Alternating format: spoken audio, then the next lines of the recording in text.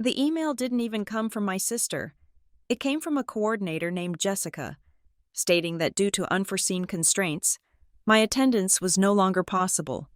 33 years of being the family fixer, wiped out in 2 stiff paragraphs. When my sister finally texted to blame stress, I didn't cry.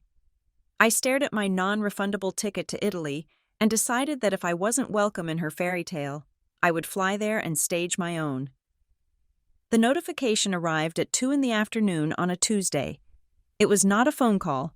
It was not a face-to-face conversation over coffee. It was an email from a woman named Jessica, a wedding coordinator I had met exactly once, whose primary talent seemed to be holding a clipboard like a weapon. The subject line read, "Update regarding wedding attendance." I opened it, expecting a change in venue or a request for guests to arrive 30 minutes early for photos. Instead, I read 2 stiff, sanitized paragraphs informing me that due to unforeseen constraints regarding the venue capacity and the intimate nature of the ceremony, my attendance was no longer possible. The email wished me well. It was signed with a digital squiggle. I sat in my cubicle, the hum of the office air conditioner suddenly sounding very loud. I read it again. I checked the sender address to make sure it wasn't a spam bot. It was real. 30 seconds later, my phone buzzed. It was a text from Alyssa. "I am so sorry about the email. I know this hurts. But the stress has been destroying me and Todd. We just need the day to be about us, without any family tension. Please respect this and don't make this about you." I stared at the screen. The words blurred and sharpened. "Don't make this about you." I placed the phone face down on my desk. I needed to breathe, but the air felt thin. I closed my eyes, and the last 12 months played out behind my eyelids like a reel of film I wanted to burn. I saw myself sitting at my mother's kitchen table, addressing 200 envelopes. Because Alyssa complained that her hand cramped, I saw myself standing at the floral wholesaler at 5 in the morning, arguing with a vendor who tried to swap the peonies for carnations. I saw myself handing over my credit card when the deposit for the DJ magically declined on my stepfather's card, and my mother laughed it off, saying they would pay me back next week. They never did. I remembered the night Alyssa called me at 3 in the morning, hyperventilating because her vows sounded generic. I stayed up until dawn rewriting them, turning her disjointed panic into a poetic tribute to love that she later claimed she wrote in a burst of inspiration. I had been the fixer, the buffer, the bank account of last resort. And now, 10 days before the flight to Italy, I was the debris they were clearing away to make the picture perfect. I left work early. I didn't tell my boss why. I just walked out, got into my car, and drove to my parents' house. I didn't call first. I knew they would be there. Tuesday was the night they reviewed the family business accounts. A ritual that used to include me before the wedding planning consumed everything. When I walked into the dining room, the silence that fell over the table was heavy enough to choke on. My mother, Eleanor, was mid-laugh, a sound that cut off abruptly. My stepfather, David, looked down at his plate of roast chicken as if it were suddenly fascinating. Alyssa was there, and so was Todd. Todd looked at the wall. He looked at his fork. He looked at the window. He looked everywhere except at me. I stood in the doorway, still wearing my work blazer, holding my phone in a hand that was shaking hard enough to rattle the keys I was clutching. "Tell me why," I said. My voice was quieter than I expected. I didn't want to scream. I just wanted the truth. Eleanor stood up, wiping her mouth with a linen napkin. She smiled. It was a terrible, wide smile that didn't reach her eyes. "Oh, Scarlett," she said. Her voice was a soothing coo, the kind you use on a frightened animal or a mentally unstable relative. "We knew you would be upset. That is exactly why Jessica handled the logistics. We didn't want a scene. I'm not making a scene," I said. "I am standing here asking why I have been uninvited from my own sister's wedding after I spent a year planning it." Alyssa sighed. She swirled the wine in her glass. She looked exhausted, but beautifully so, in the way that brides are allowed to be exhausted. It is just the dynamic. "Scarlett," Alyssa said, "you have been so intense lately, so controlling. Todd and I feel like you are judging every decision we make. We just want peace. We want a happy day."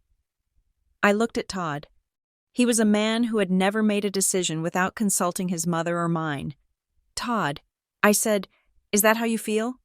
That I'm controlling?" Todd opened his mouth. He looked at David. David gave a nearly imperceptible nod.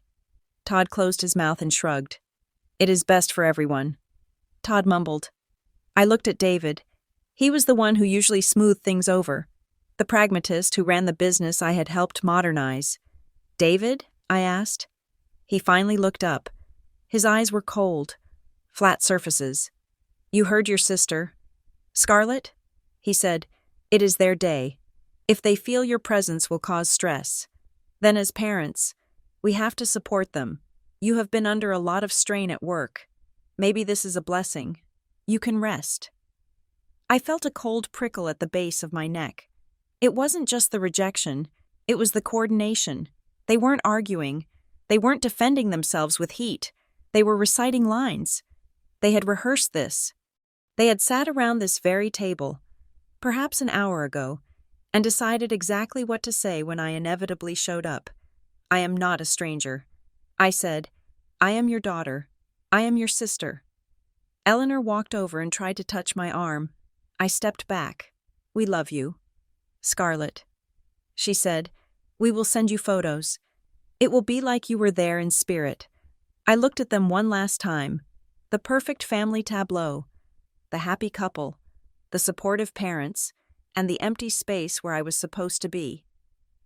I walked out. I didn't slam the door. I closed it very gently, terrified that if I used any force at all, I might shatter.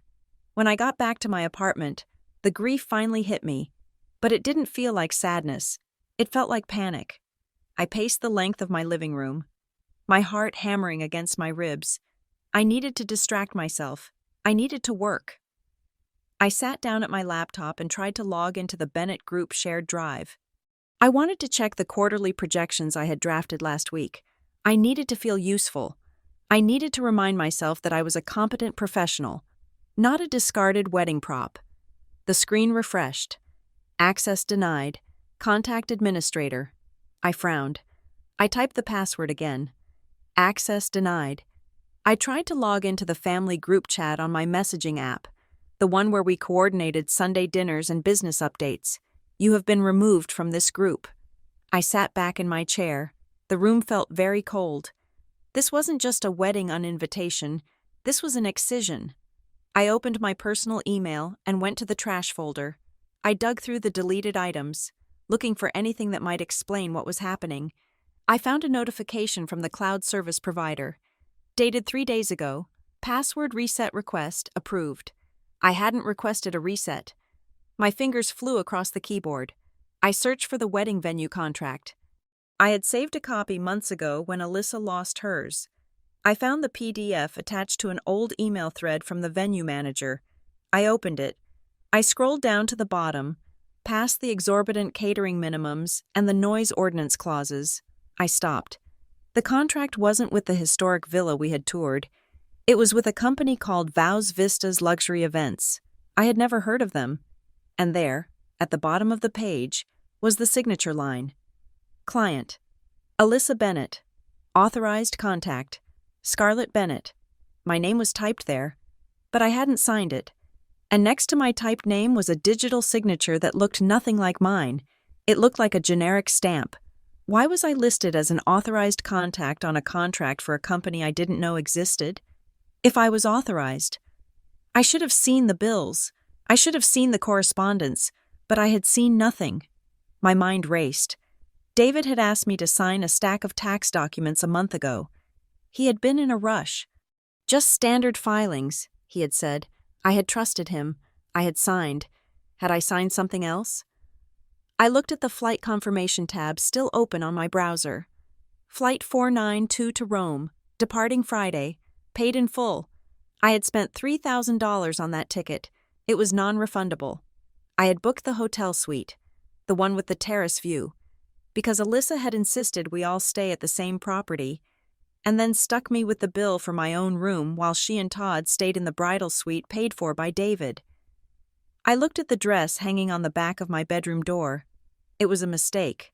Really. I had gone shopping for a simple bridesmaid dress. But then Alyssa had released us from matching colors and told us to wear sunset tones. I had found this dress in a boutique in Soho. It was champagne-colored silk, liquid and heavy. It dipped low in the back and clung to every curve. It was the kind of dress you wear when you want to be looked at. I had bought it thinking, for once, I wouldn't look like the reliable sister. I would look like a woman. I couldn't return the dress. I couldn't return the flight.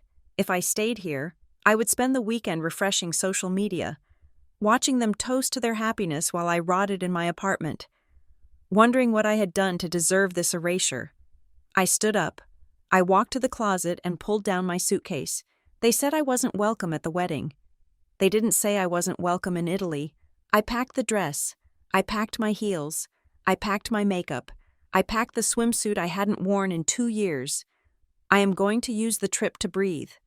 I told the empty room, just to breathe. But as I zipped the suitcase shut, the sound was sharp, like a zipper on a body bag.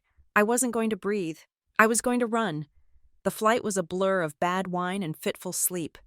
I landed in Rome and took the train north, then a bus, then a taxi, until I arrived in the coastal town of Porto Valerio. It was a fictional town in my mind, a place I had chosen because it was close enough to the wedding venue to be convenient, but far enough away to be cheaper. In reality, it was devastatingly beautiful. The buildings were painted in shades of ochre and burnt orange, peeling perfectly in the salt air. The sea was a ridiculous, impossible blue, and it was infested with weddings. Everywhere I looked, there were brides. A woman in a massive tulle skirt was blocking the bakery entrance. A couple was kissing on the pier while a drone buzzed overhead. Shop windows displayed lace veils and white satin shoes.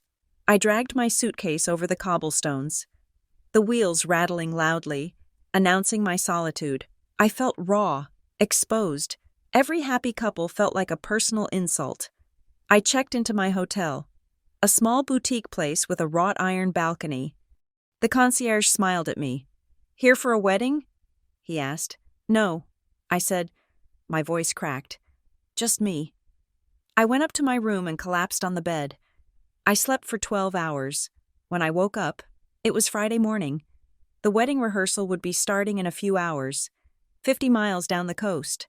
I lay in bed and stared at the ceiling. I could go home. I could change my ticket and leave. I could disappear. Then I thought about the email. Attendance is no longer possible. I thought about my name on that contract. I sat up. Anger is a better fuel than grief. It burns cleaner. I grabbed my phone and searched for local photographers.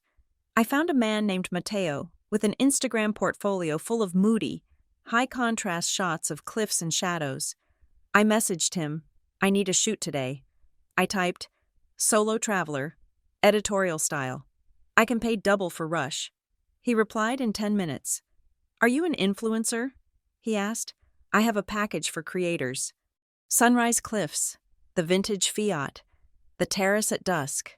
I hesitated. I had 200 followers. Most of them were people I went to high school with or bots. "Yes," I typed back. "It is for a campaign." I spent the afternoon getting ready. I did my hair in loose waves. The way Alyssa always said looked messy, but I secretly loved. I put on the champagne dress. It fit perfectly, skimming my body like a second skin. Matteo met me in the town square. He was young, with a cigarette hanging out of his mouth and 3 cameras strapped to his chest. He looked me up and down. "Beautiful," he said, without an ounce of flirtation. "Just professional assessment. The light is good. Let's go." We drove to the cliffs in his battered Fiat. The wind whipped my hair. I stood on the edge of the world, the sea crashing hundreds of feet below me, and for the first time in days, I didn't feel small. I felt dangerous. "Look at me," Matteo shouted over the wind. "Not at the camera. Look at the horizon. Like you are leaving something behind." I didn't have to pretend. I looked at the horizon and imagined my family's faces sinking into the water. We shot for 3 hours, We shot on the cliffs. We shot in the car. We ended on a private terrace he had access to, lit by 100 candles as the sun went down. When he dropped me off at the hotel, I felt high. Adrenaline and exhaustion mixed together. I went up to my room. The dress was still on. I looked at myself in the full-length mirror. The tag was still attached, tucking out from under my arm. I looked like a bride, not a happy bride, a tragic one, a powerful one. I took out my phone.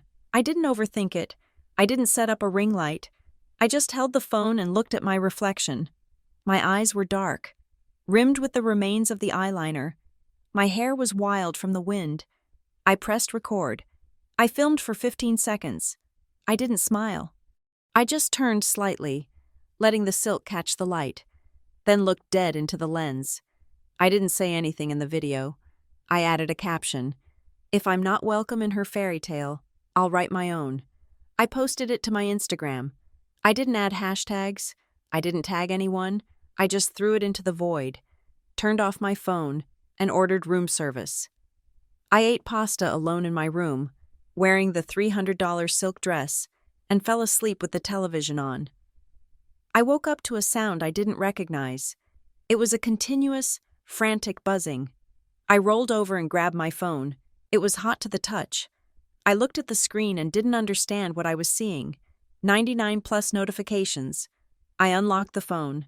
My Instagram app crashed immediately. I reopened it. The follower count was spinning. 1,000, 2,000, 5,000. My video had been viewed 300,000 times. I scrolled through the comments, my heart slamming against my ribs. Oh my God! Who is she? She got left at the altar? Look at that dress. That is a wedding dress. He left her and she went on the honeymoon alone? Iconic. A gossip page called The Tea Spill had reposted it 2 hours ago. Their caption read, "Runaway bride vibes. Girl gets ditched and takes herself on the honeymoon. We stan a resilient queen." I sat up in bed, the sheets tangled around my legs. I wasn't a runaway bride. I was an uninvited sister. But the internet didn't know that. The internet saw a woman in a white-looking dress, alone in Italy, looking sad and furious. They saw a story they wanted to believe. I scrolled further. A comment from a verified user with a blue check mark. "Honey, you look better without him." I stared at the screen. I had wanted to scream at my family. I had wanted them to hear me. Now, it seemed, the whole world was listening. And they had the wrong story entirely. I should have deleted it. I should have issued a correction immediately. I should have written, "No, I'm just here on vacation. My sister is the bride." But my thumb hovered over the delete button. I thought about the stiff email. I thought about the rehearsed dinner. I thought about the signature on the contract I never signed. I thought about being invisible for 33 years. I didn't delete it. I put the phone down and walked to the window. Outside, the Italian sun was shining on the terracotta roofs. "Let them talk," I whispered. "Let them talk." The morning light in Porto Valerio was aggressive. It sliced through the gaps in the heavy velvet curtains of my hotel room, hitting the unmade bed where I sat frozen, phone in hand. The world had shifted on its axis while I slept. Or perhaps it was just my world that had capsized. I was trending. The phrase itself felt foreign. Something that happened to pop stars or politicians caught in scandals. Not to Scarlett Bennett, the invisible logistics manager of the Bennett family. I stared at the screen, my thumb hovering over the comments section of the video I had posted 12 hours ago. The number of views had climbed to 400,000. Runaway bride. One comment read, "It had 3,000 likes. She dodged a bullet." Another said, "Look at her eyes. That is the look of a woman who just realized she is worth more." I scrolled, a sick feeling churning in my stomach. They were rewriting my life in real time. To these strangers, I wasn't a rejected sister uninvited from a wedding because she was inconvenient. I was a heroine who had left a man at the altar. I was a symbol of independence. I was a myth. I should have typed a correction right then. I should have pinned a comment saying, "Actually, I am single, and my sister is the bride, and I am just here because my family didn't want me." But I didn't. I sat there, paralyzed by a cocktail of shame and exhaustion. But under that, there was something else, a dark, electric hum in my veins. For 33 years, I had been the background noise. I was the person who made sure the microphone worked, not the one holding it.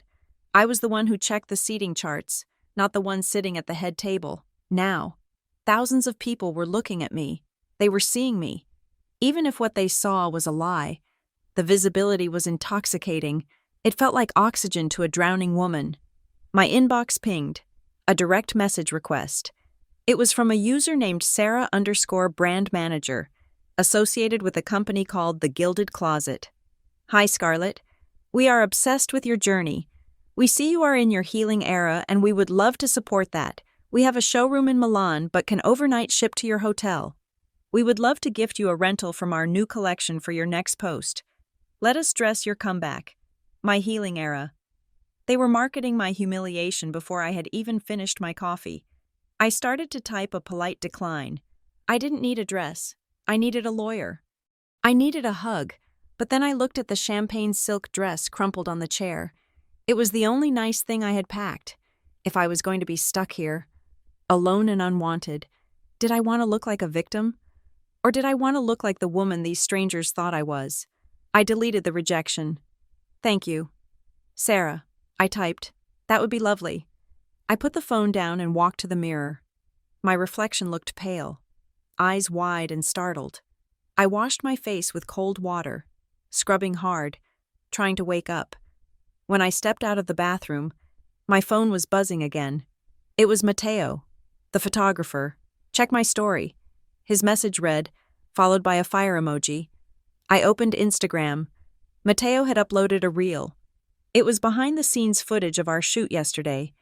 It showed me standing on the cliff edge, the wind tearing at my hair, laughing as he adjusted his lens. Then it cut to me in the vintage car, looking out the window with a melancholic expression that was entirely genuine.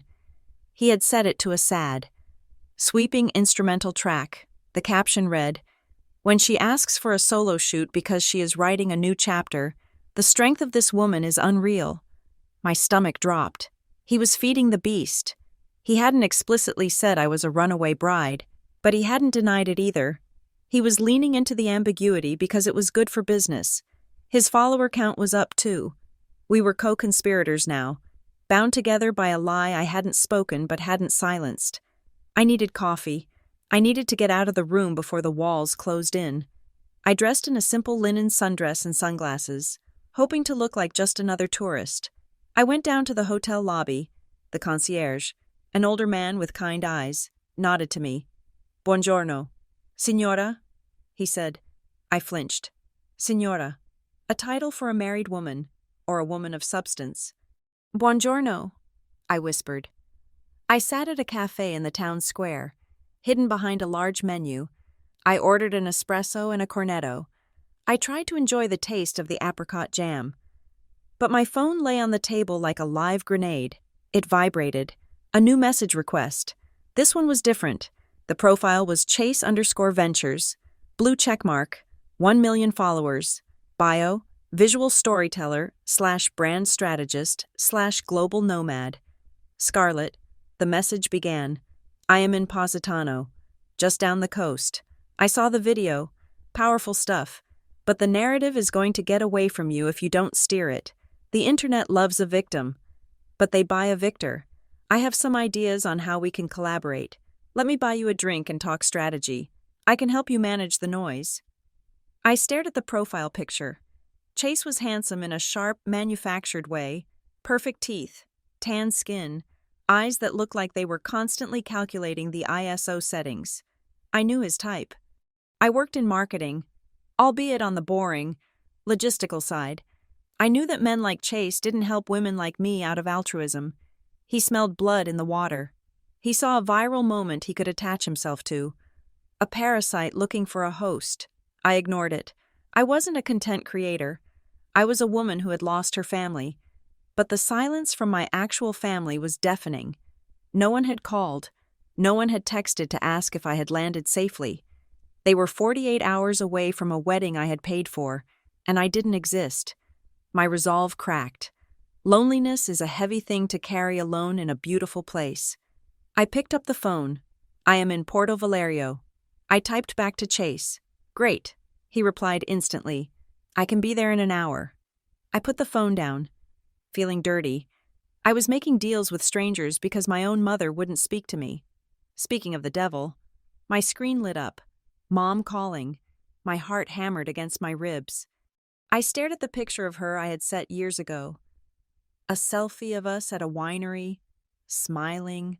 We looked like friends then. I answered. Hello? I said. My voice was steady, which surprised me. Scarlett. Her voice was high, pitched in that frantic frequency she used when the catering was late. Scarlett, thank God you answered. We have been so worried. Worried? I asked. You haven't called in 3 days. We gave you space. Eleanor said. We thought you needed time to process. But Scarlett, what is this video? I closed my eyes. Of course, they weren't calling because they missed me. They were calling because I was embarrassing them. It is just a video. Mom, I said, I am on vacation. Like you suggested. Vacation? Eleanor's voice cracked. People are commenting that you were left at the altar. People are saying terrible things about our family. Someone found Todd's LinkedIn profile and asked him if he was the groom who ran away.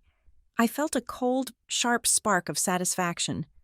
I can't control what people think. I said, You can delete it, she cried. Scarlett, you have to delete it. Right now. It is manic. It looks unstable.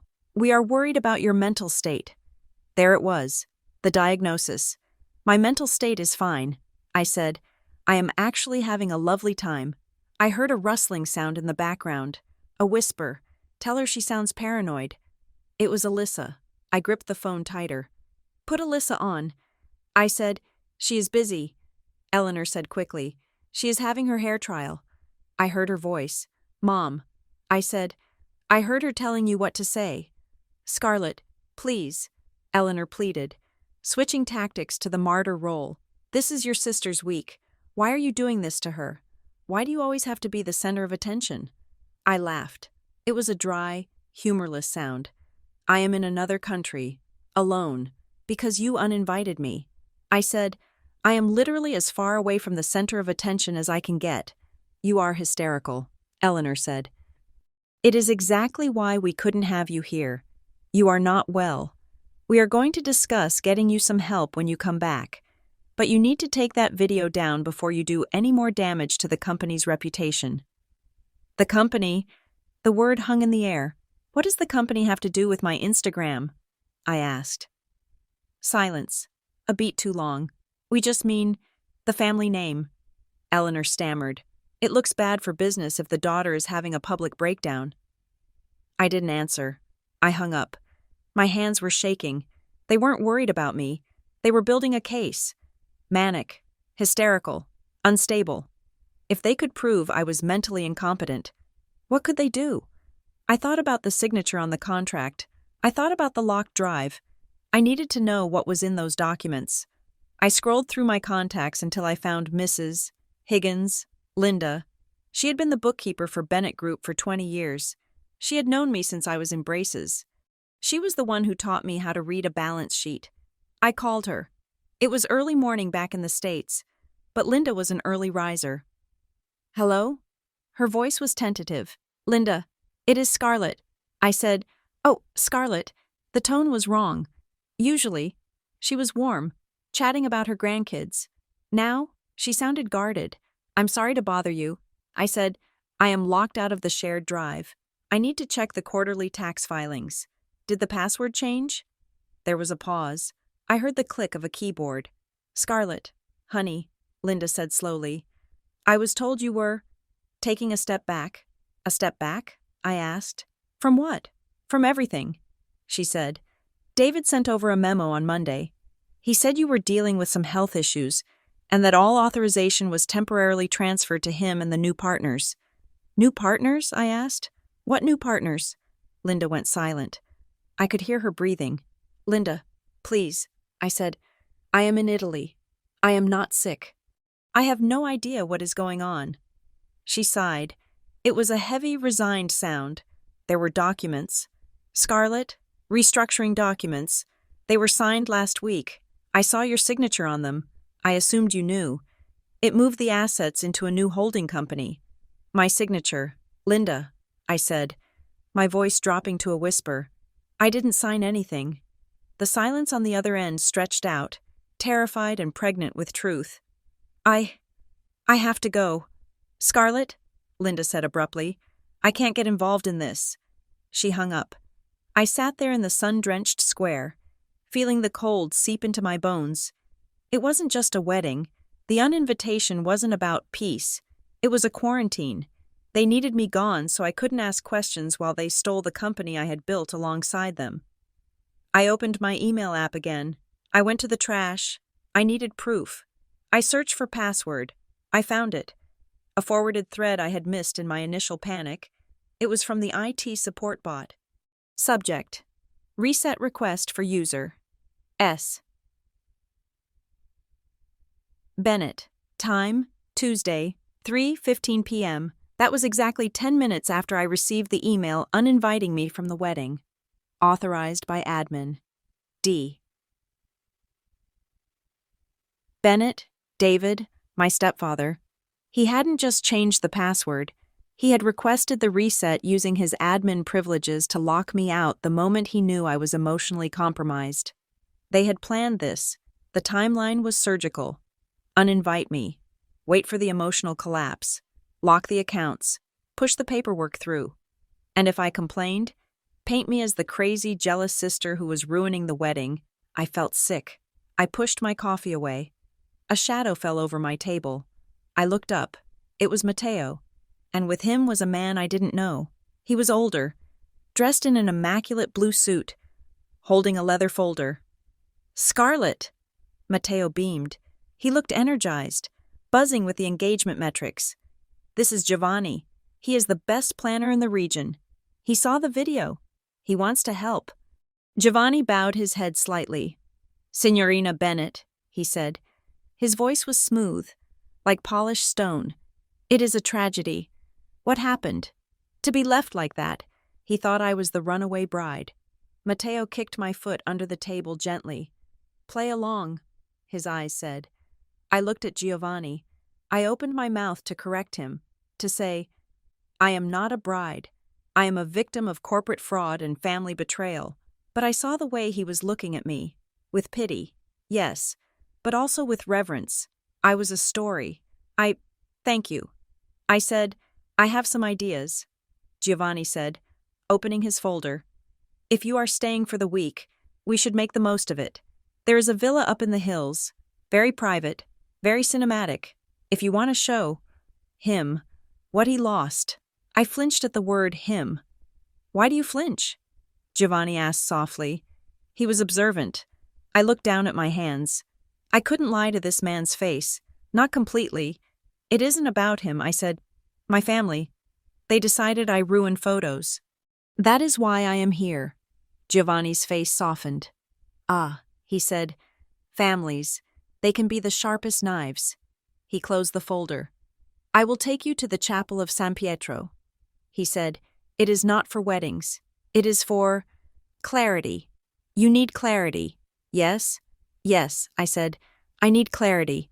We went that afternoon. Matteo came. Of course, with his cameras. We drove up a winding road to a small, stone chapel perched on a ridge overlooking the sea. It was ancient and dusty, smelling of beeswax and centuries of prayers. Matteo stayed outside to catch the golden hour light. I went inside. It was empty, save for a few rows of wooden benches and a statue of a sorrowful saint in the corner. I walked to the front and sat down. I didn't pray. I didn't know who to pray to. I just sat there and let the silence wash over me. I thought about David signing my name. I thought about Alyssa whispering manic into the phone. I thought about my mother's smile as she cut me out of my own life. I heard footsteps behind me. I turned. A woman was standing in the doorway. She was young, maybe 20, with a backpack and hiking boots. She looked tired and dusty. She stared at me. Her eyes widened. It's you, she whispered. I tensed. I prepared my defense. I prepared to walk away. She walked slowly down the aisle. She stopped a few feet from me. She didn't have her phone out. She wasn't recording. I saw your video. She said, "The one on the cliff." I nodded stiffly. "I was supposed to be married last year," she said. Her voice was trembling. "He left 2 weeks before the date. He told me I was too much, that I was suffocating." I looked at her. I saw the pain in her eyes, raw and unhealed. I have spent every day since then trying to make myself smaller. She said, "Trying to figure out how to be less, so no one leaves again." She took a step closer. "But then I saw you," she said. "You stood on that cliff, and you looked so big. You took up so much space. And you were alone, but you weren't broken." She reached out and took my hand. Her palm was rough and warm. "Thank you," she said, "for showing me that they don't get to erase you." Something inside me broke. For days, I had been holding it together with anger and adrenaline. I had been playing a game of chess with my family, trying to outmaneuver them. But this wasn't chess. This was a human being seeing another human being in the dark. They don't get to erase you. Tears pricked my eyes. Hot, fast tears. They tried. I whispered, "But you are still here," she said, fierce. I squeezed her hand. "I am still here." She left a few minutes later. I stayed in the chapel until the sun went down. When I walked out, Matteo was waiting. He had his camera raised. "No," I said. He lowered it. "What? No photos of me looking sad?" I said, "No photos of the victim." I walked past him to the edge of the ridge. The sky was turning purple and bruised. "Film this," I said. I stood with my back to the camera. I didn't pose. I just breathed. I raised my arms, not in victory, but in a stretch, claiming the air around me. I turned slowly, and for the first time, I smiled. It wasn't a happy smile. It was a dangerous smile. It was the smile of a woman who has realized she is holding a match and the bridge is already burning. Matteo filmed it. We drove back to the hotel in silence. That night, Chase, the American content creator, met me in the lobby bar. He was wearing a linen shirt unbuttoned one too many times. He ordered a bottle of expensive wine without asking me. "So," he said, leaning in, "the numbers are good, but we need a villain. Who is he? We need to give him a name, or a pseudonym. The internet needs a target." I looked at him. I looked at his perfect teeth. He wanted me to invent a groom. He wanted me to lie to keep the engagement high. "There is no groom." "Chase," I said. He winked. "Not yet. We can cast one. I have a buddy in Milan who models. We can stage a confrontation. It will go nuclear." I felt a wave of exhaustion. He was just another version of my family, creating a script, managing the image. "I will think about it." I lied. I went up to my room. The package from the gilded closet had arrived. It was a silver sequined gown, heavy and armored. I didn't put it on. I took out my phone. I had the footage from the chapel. I edited it quickly. No sad music this time, just the sound of the wind. I cut the clip to show me turning. That dangerous smile. I typed the caption. I didn't run away. I walked toward myself. I posted it. Then I sat on the balcony and watched the notifications roll in. It was faster this time. 10,000 likes in 10 minutes. The internet loved the pivot. They loved the choosing yourself narrative. But amidst the flood of heart emojis and queen comments, a direct message popped up. It was from an account with 0 posts and no profile picture. The username was just a string of random numbers. I opened it. The message was short. "You were uninvited for a reason that isn't about you. Check the seating chart drafts from last month." I stared at the screen. "Who are you?" I typed back. 3 dots danced. Someone who works with Todd, and someone who hates to see a smart woman get played. I waited. A second message appeared. "They needed you gone because you asked questions, and because your name is the only thing standing between David and the payout." I felt a chill that had nothing to do with the night air. The payout. I wasn't just a nuisance. I was an obstacle. And they had removed me. I looked out at the dark sea. The fairy tale was over. The war had just begun. The phone rang while I was standing on the balcony. watching the moon reflect off the Tyrrhenian Sea. It was a jagged, electronic sound that seemed to slice through the humid night air. The screen lit up with a name I used to associate with late-night giggles and shared secrets, but now only evoked a knot of dread in my stomach. Alyssa. I stared at it. My thumb hovered over the decline button. I could just let it ring. I could turn off the phone and throw it into the ocean and pretend I was an orphan named Sophia who lived in a villa and grew lemons. But I wasn't Sophia. I was Scarlett Bennett, and I was currently the subject of an international internet rumor that I had accidentally started and was now terrified to stop. I slid the bar to answer. Hello. Alyssa. I said. I didn't get a greeting back. I got a wall of sound. What is wrong with you? Her voice was shrill, vibrating with a frequency that instantly made my shoulders tense. It wasn't the voice of a concerned sister. It was the voice of a bride who had found a stain on her tablecloth. I am fine. Thank you for asking, I said, keeping my voice level. I don't care if you are fine, she screamed. I care that you are stealing my spotlight. 3 days. Scarlett, 3 days before my wedding, and suddenly my entire feed is you. My friends are texting me asking if you are okay. Todd's cousins are asking why you aren't here. You are ruining everything. I walked back into the hotel room and sat on the edge of the bed. The sheets were cool, but my skin felt hot. I didn't mention the wedding. Alyssa, I said, I haven't said a word about you. You didn't have to, she snapped. You posted that video. You knew people would talk. You knew it would look like you were the victim. Oh, look at poor Scarlett. All alone in Italy while her evil sister gets married. You are manipulative. You have always been manipulative. I gripped the phone tighter. The accusation stung because it was partially true. I had wanted them to see me. I had wanted them to feel a fraction of the rejection I felt. But hearing her say it, stripping away my pain and reducing it to a marketing tactic, made me feel sick. I was uninvited. Alyssa, I said, remember? You sent an email. You didn't even call. Because you are stressful, she yelled. And now you are proving us right. We knew you would make a scene. We just thought you would do it at the reception. Not on Instagram for 2 million people to see. Delete the posts. What? I asked. Delete them, she demanded. Right now. Take them down. Post a story saying you are sick or something. Say you couldn't come because you have the flu. Fix this before people start connecting the dots. Connect what dots? I asked. The line went silent for a second.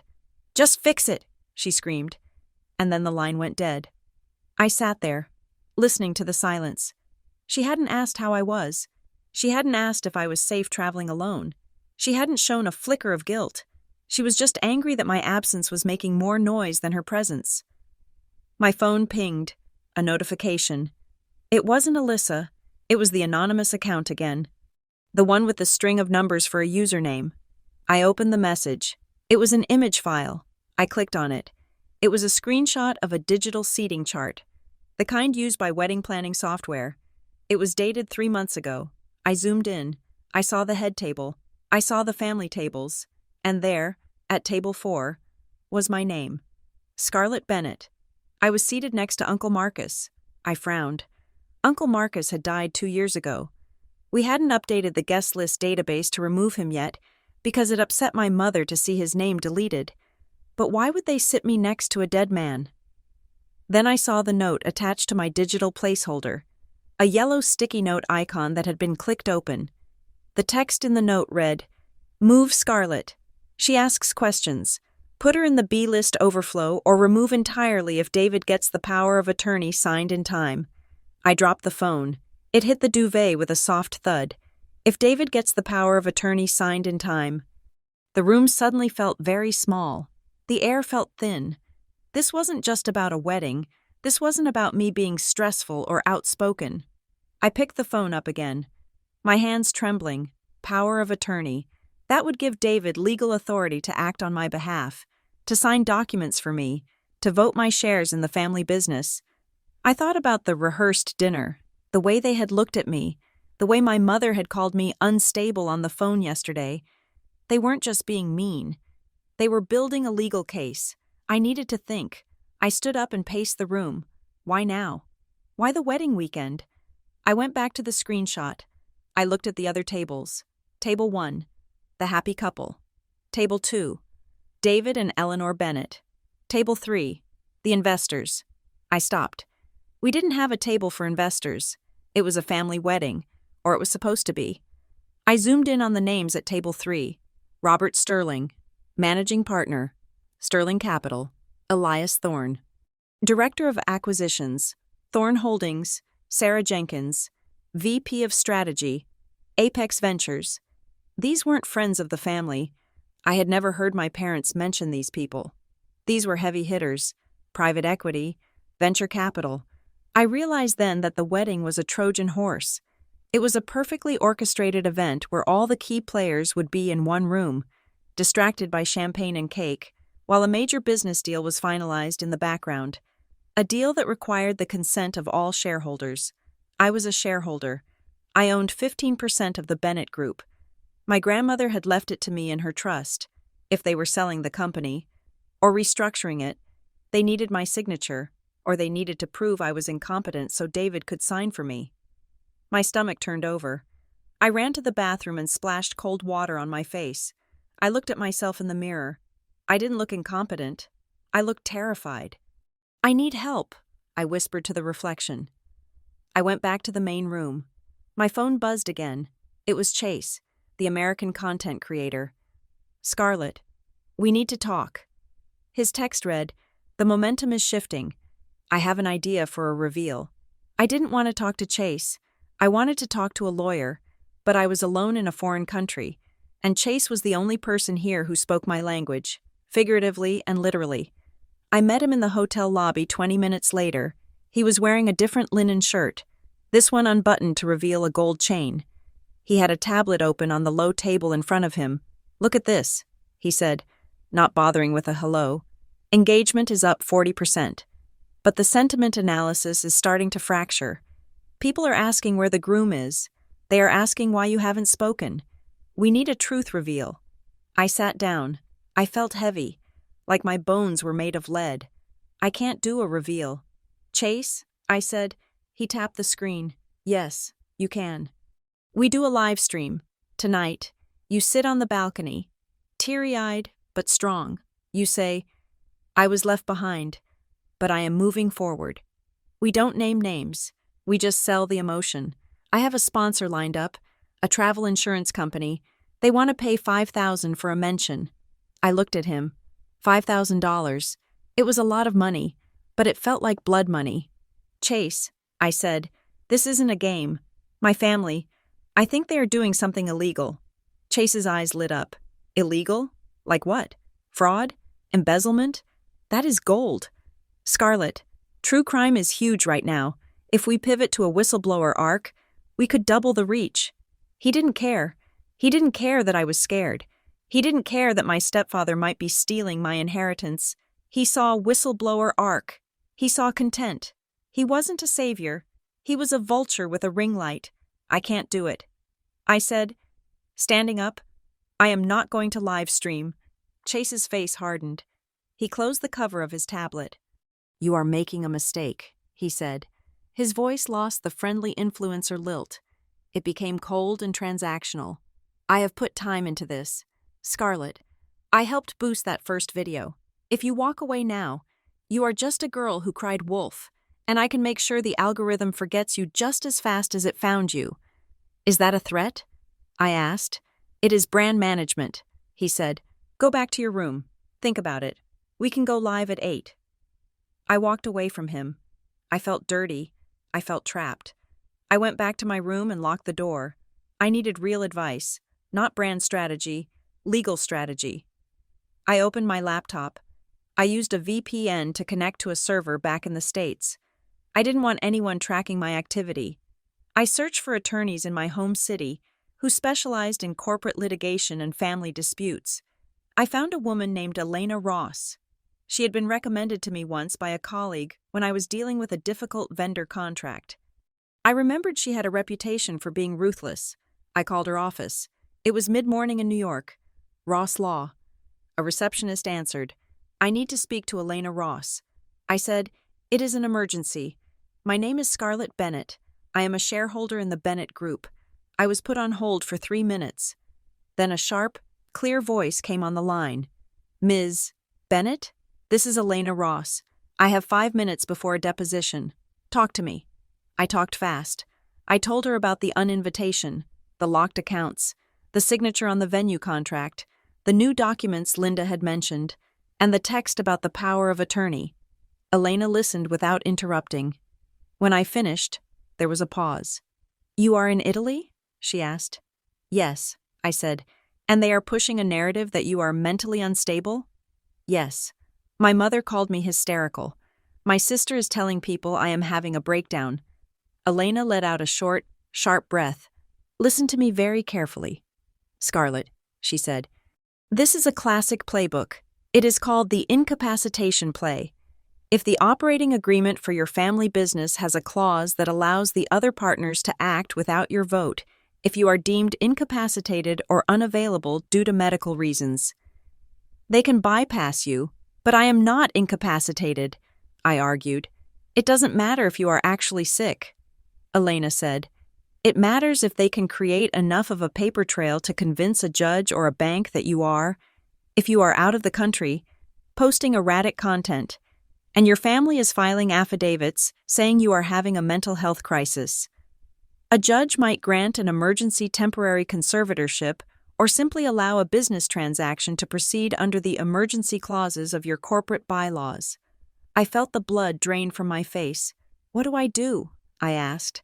Stop posting, Elena commanded. Do not give them any more ammunition. Do not post videos of you crying. Do not post videos of you laughing manically on a cliff. Go dark. Document everything. Save every text, every email, and get back here. You cannot fight a competency hearing from Italy. I can't go back yet. I said, the wedding is in 2 days. If the deal is happening then, I need to be there. Elena hesitated. If you go to that wedding, they will provoke you. They will try to make you scream. They will try to make you look crazy in front of witnesses. Can you handle that? I thought about the dinner. I thought about the years of being the fixer. I can handle it. I said, then get the proof. Elena said, find out exactly what they are signing, and do not sign anything yourself. She hung up. I sat in the silence of the hotel room. Go dark. Stop posting. I picked up my phone to close the Instagram app, but as I did, I saw a notification. Alyssa Bennett has added to her story. I clicked it. It was a video of Alyssa. She was sitting in a makeup chair, a white robe around her shoulders. Her eyes were red-rimmed. She looked devastatingly beautiful and heartbreakingly sad. Hey guys, she whispered. I know a lot of you are asking about the drama. I wanted to say that we love Scarlett very much. She is struggling right now. We have been trying to get her help for a long time. Please, just pray for her. And pray for our family's privacy while we navigate this. It is really hard to celebrate when someone you love is hurting themselves. She wiped a single, perfect tear from her cheek. I stared at the screen. It was a masterclass. She hadn't said a single mean word. She had framed herself as the loving, long-suffering sister and me as the tragic, mentally ill burden. I looked at the comments. Oh my God. Poor Alyssa. Mental illness is so hard on families. Sending love. I hope Scarlett gets the help she needs. This explains the weird videos. They were buying it. The strangers who had called me a queen 2 hours ago were now diagnosing me with bipolar disorder and narcissism. My identity was slipping through my fingers like sand. I felt a knock on my door. I jumped. Signorina? It was Matteo. I opened the door. He looked sheepish. He wasn't holding his camera. I saw your sister's post, he said quietly. I stepped back to let him in. He stood in the entryway, looking uncomfortable. I need to tell you something, he said.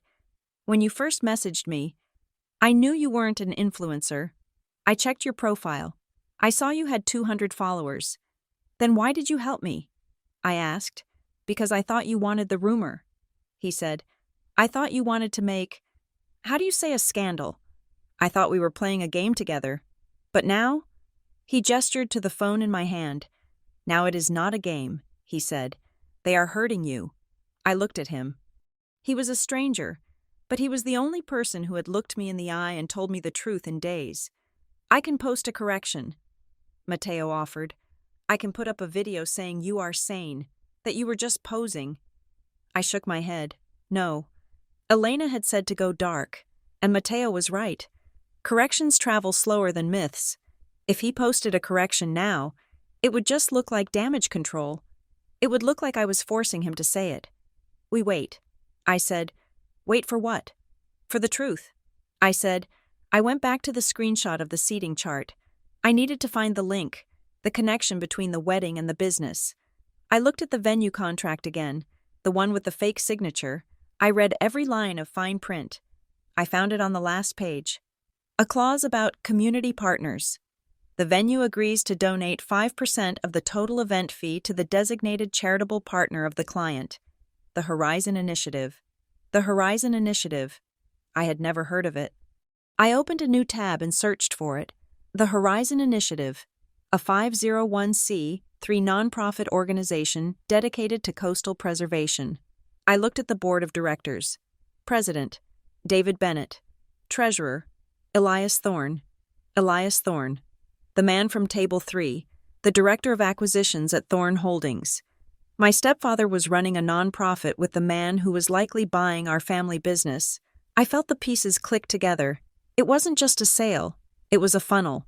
They were going to sell the family business to Thorne Holdings, probably for a lower price than it was worth, and in exchange, Thorne would funnel donations into this nonprofit where David sat as president, taking a salary and controlling the funds. They were stripping the assets. They were bypassing the shareholders, me, by claiming the sale price was low due to market conditions, while they recouped the real value through the back-end nonprofit. And to do it, they needed me out of the way. They needed my signature on the sale, or they needed me declared incompetent so David could sign it. I felt a surge of rage so pure it almost knocked me over. They weren't just cutting me out. They were robbing me. They were stealing my grandmother's legacy. I grabbed my phone. I didn't care about the strategy anymore. I needed to hear her voice. I dialed my mother. She answered on the second ring. "Scarlett?" She sounded breathless. "We are just leaving for the rehearsal dinner." "Did you uninvite me? Or did you let it happen?" I asked. My voice was very quiet. "Scarlett, not now," she hissed. "Did you know?" I asked. "Did you know David is on the board of the Horizon Initiative with Elias Thorne?" The line went dead silent. The background noise of the hotel room on her end, the rustle of silk, the murmur of voices, seemed to vanish. "How do you know that name?" she whispered. "I know everything." "Mom," I said, "I know about the nonprofit. I know about the power of attorney draft. I know you are selling the company this weekend." "Scarlett, listen to me," she said, her voice trembling. "It's complicated. The business is failing. We had to do something." "Failing?" I laughed. "We had our best quarter last year. I wrote the report. David said the projections were bad." She cried. "He said we were going to lose everything if we didn't sell. And Elias offered a way out, a way to keep some income." "And the uninvitation?" I asked. "Was that for peace? Or was it because Elias Thorne didn't want the shareholder who asks questions asking questions at the dinner table?" She started to cry. It was a weak, pathetic sound. "They told me you would ruin it." She sobbed. "The fiancé's family, Todd's parents, they are very traditional. David told them you were difficult. He said if you came, you might say something about the finances. He said we had to protect the deal, for everyone's sake. So you chose the deal over your daughter." I said, "I chose survival," she wailed. "Scarlett, please, just stay in Italy. Just let us sign the papers. We will send you money. We will take care of you. Take care of me." Like I was a pet, like I was an invalid. I didn't answer. I hung up. I stood there for a long time. The anger had burned itself out, leaving behind a cold, hard clarity. They thought I was weak. They thought I was the reliable sister who would cry in her room and eventually accept whatever scraps they threw her. They thought they could gaslight me into believing I was crazy. I walked to the closet. I pulled out the suitcase. I wasn't going to beg. I wasn't going to film a tearful video for Chase. I wasn't going to post a correction for Mateo. I was going to pack. I folded the champagne dress. I folded the sequined gown from the brand deal. I packed my heels. I checked my flight app. There was a red-eye to New York leaving from Rome in 4 hours. If I left now, I could make it. I would land tomorrow morning. The wedding was tomorrow evening. I wasn't going to crash the ceremony. That was what hysterical Scarlett would do. I was going to crash the business deal. I zipped the suitcase shut. The sound was decisive. I sent a text to Elena Ross. I am coming home. Prepare the injunction. Then I walked out of the hotel room, leaving the balcony door open, letting the Italian breeze blow through the empty space where the runaway bride used to be. The viral story was over. The revenge story had just begun. The red-eye flight to New York did not leave until 10 that night. I had 12 hours. 12 hours to pack, to check out, and to dismantle the myth I had accidentally built before it followed me home across the Atlantic. I needed to kill the runaway bride. She had served her purpose. She had kept me from collapsing. But now she was a liability. Elena, my attorney, had been clear. I could not walk into a legal battle for my company looking like an unstable woman seeking internet fame. I washed my face, dressed in jeans and a white button-down, no silk, no sequins, and walked down to the town square of Porto Valerio. I wanted to film a simple, direct clarification, no artistic angles, no moody lighting, just me, Scarlett Bennett, telling the truth. I am not a bride. I am just a traveler. And I am going home. I set my phone on the edge of the fountain. The square was bustling with mid-morning energy. The smell of roasting coffee and salty air was thick. I pressed record. "Hi, everyone," I said. I wanted to clear up a few things. Before I could finish the sentence, a shadow fell over me. "It is her," a voice shouted. I looked up. A group of 4 American tourists, women in their 20s wearing matching sun hats, were staring at me with wide eyes. "It is the runaway," one of them squealed. They swarmed me before I could grab my phone. "Oh my God, we have been following your story since the first video." One said, grabbing my arm, "You are a hero. Seriously. Leaving him was the best thing you could have done." I didn't leave anyone. I tried to say. Another woman thrust her phone in my face. "Can we get a selfie? Do the look." "The look?" I asked. "The sad but powerful look," she said. "Posing, like you are looking at the horizon and realizing you are free." I froze. They didn't want to hear that I was uninvited. They didn't want to hear about corporate restructuring or family betrayal. They wanted the character. They wanted the avatar of female liberation they had projected onto me. A crowd started to gather. Locals who had heard the gossip, other tourists. Someone started clapping. It rippled through the square until 20 people were cheering for a woman who didn't exist. I smiled, but it felt like a rictus of pain. I took the selfie. I nodded. I thanked them. "You are so brave," someone shouted. I grabbed my phone and backed away. "Thank you," I muttered. "I have to go." I ran back to the hotel, my heart hammering. It wasn't just a tension, it was a cage. I had locked myself inside a story that was too good to be true, and now, if I told them the truth, that I was just a rejected sister fighting for a seat at the table, they wouldn't just be disappointed, they would be angry, they would feel tricked. I got back to my room and locked the door. I felt suffocated. My phone pinged, a notification from Instagram. Chase_Ventures has tagged you in a post. My stomach dropped. I opened the app. Chase had posted a photo of us sitting in the lobby yesterday. I looked exhausted and serious. He looked intense. The caption read, "The truth is coming. She has the receipts. And let me tell you, he is going to regret the day he underestimated her." Stay tuned for the exclusive drop. Runaway Bride, The Truth Justice. He had tagged a sponsor, a luggage company. I stared at the screen.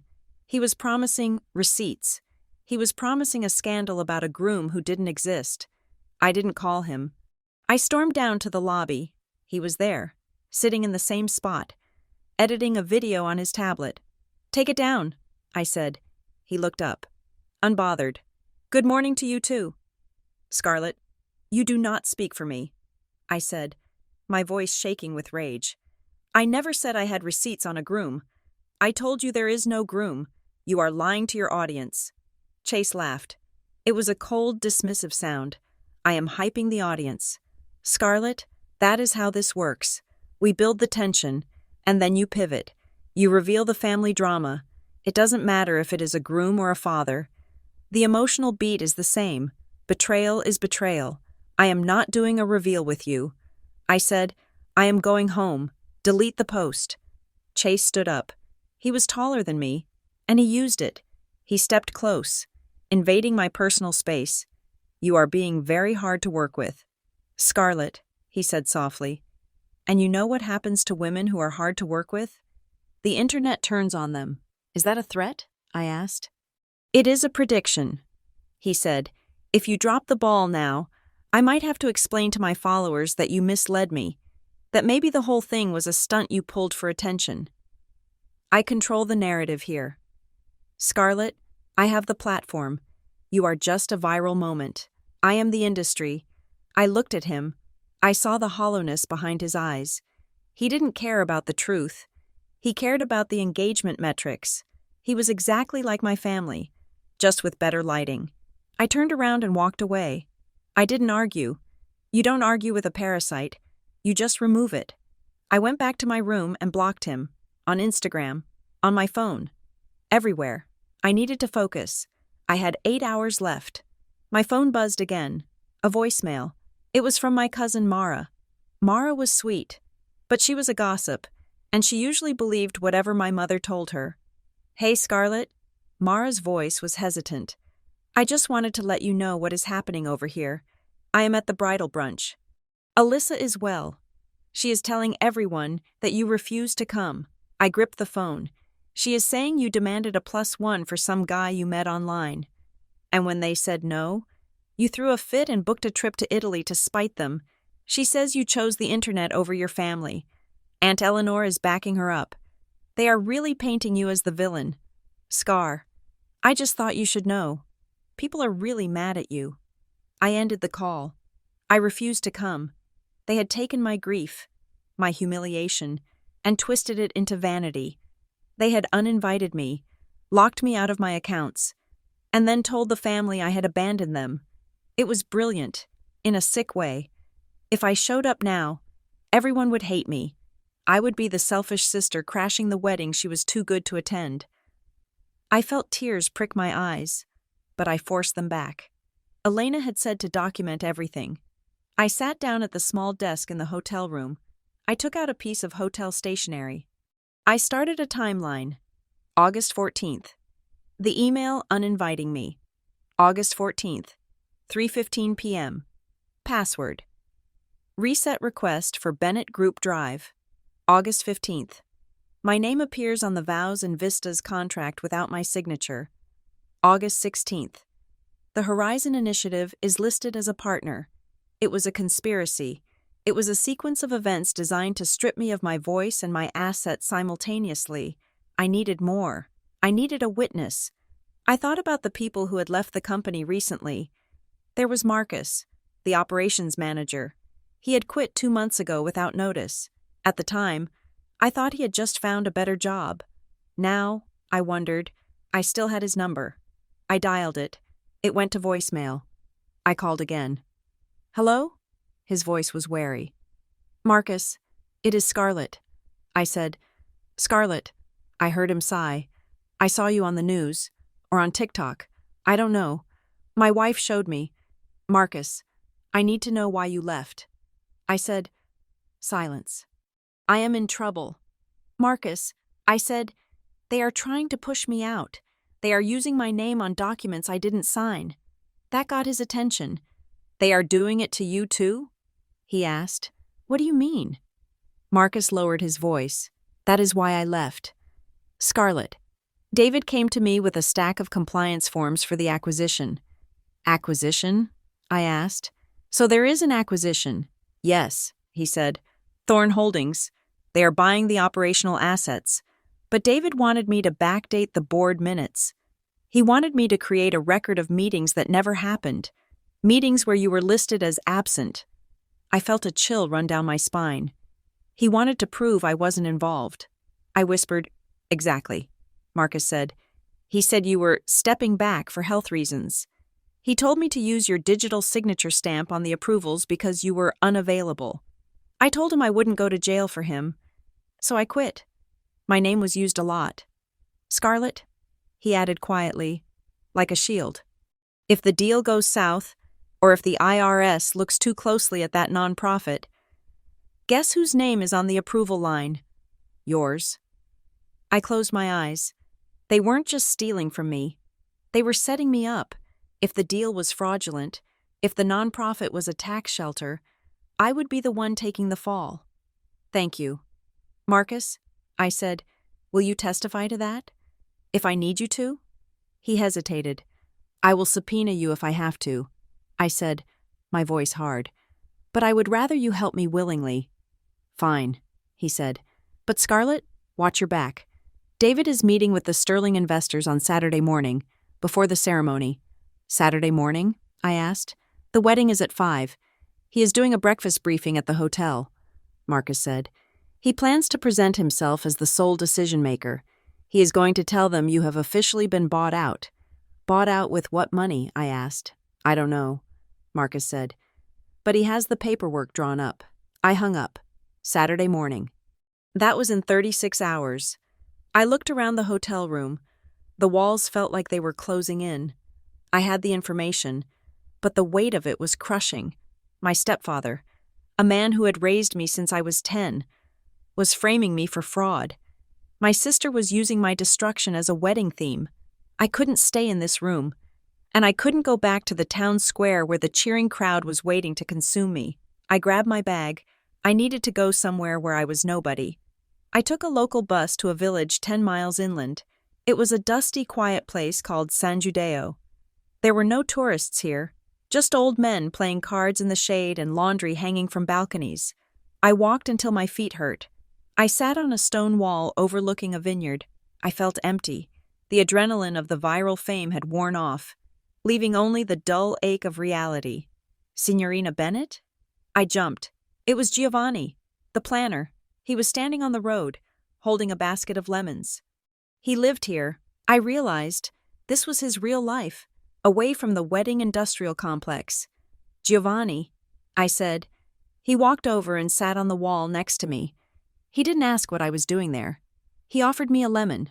"It is sour," he said, "but the skin is sweet." I took it. I held it like a talisman. "I am going home." "Giovanni," I said, "to the war." He nodded. "Wars are necessary sometimes. I feel like I made a mistake. I confessed. I staged the fairy tale because I wanted to win. I wanted them to see me. But now I just feel like I am acting in a play I didn't write." Giovanni looked at the vineyard. The vines were twisted and gnarled, but they held the grapes tight. "Fairy tales aren't real." "Scarlett," he said softly, "we tell them to children to make them think the world is fair, but it is not fair." He turned to me. His dark eyes were serious. "But choices are real," he said. "You chose to come here. You chose to survive. Now you have to choose how the story ends. Do you end it as a victim, or do you end it as a woman who woke up?" I looked at the lemon in my hand. "I don't want to be the victim," I said. "And I don't want to be the runaway bride. I just want to be Scarlett." "Then go be Scarlett," he said, "and leave the fairy tale here. It is too heavy to carry on a plane." I stayed in San Giudeo for 2 hours.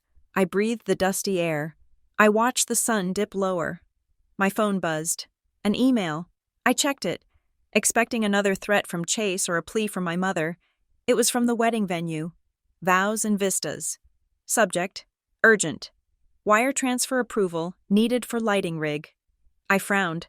They must have sent it to the authorized contact email on file, my old email address that I still had access to on my phone. I opened it. "Dear Scarlett, per David's request, we have added the extra lighting package for the reception. Please approve the attached invoice for $4,000 so we can process the wire transfer from the holding account." I stared at it. They were still using me. Even now, days after uninviting me, days after claiming I was mentally unstable, they were using my name to approve payments. I didn't click approve. I took a screenshot. I saved the email as a PDF. I forwarded it to Elena. Proof. I typed, I am still the authorized contact. This was it. If I was authorized to approve payments, I was authorized to be in the room. They couldn't have it both ways. They couldn't use my authority to pay the bills and then claim I was too crazy to attend the event. I stood up. I said goodbye to Giovanni. Thank you. I said. He waved. Buona fortuna. Scarlett. I took the bus back to Porto Valerio. I went to my hotel room. I had 2 hours before I needed to leave for the airport. I set up my phone on the desk. No ring light, no fancy dress. I was wearing the wrinkled button-down shirt. My hair was pulled back in a messy bun. I pressed record. I didn't post it. This was for me. And maybe, one day, for the truth. My name is Scarlett Bennett. I said to the camera. My voice was steady. For the last 4 days, the internet has called me the runaway bride. They think I left a man at the altar. They think I am a symbol of romantic independence. I looked down at my hands. I lied. I didn't run away. I was pushed away. My sister uninvited me from her wedding because I asked too many questions about the family business. My stepfather locked me out of my accounts because he is selling my company behind my back. I looked up. I came to Italy because I was hurt, because I felt disposable. I bought a dress and hired a photographer because I wanted to feel, for 1 second, like I mattered. I staged a fairy tale because my reality was too painful to look at. I took a breath, but fairy tales aren't real. Fraud is real, betrayal is real, and being erased by the people who are supposed to love you is real. I leaned in. I am going home now. Not to apologize. Not to beg for my seat at the wedding. I'm going home to take back my name. Because it is the only thing I have left. I stopped the recording. I watched it back. It was raw. It was unpolished. It was the most honest thing I had created in years. I didn't post it. I saved it to the secure folder with the screenshots and the emails. It was my insurance policy.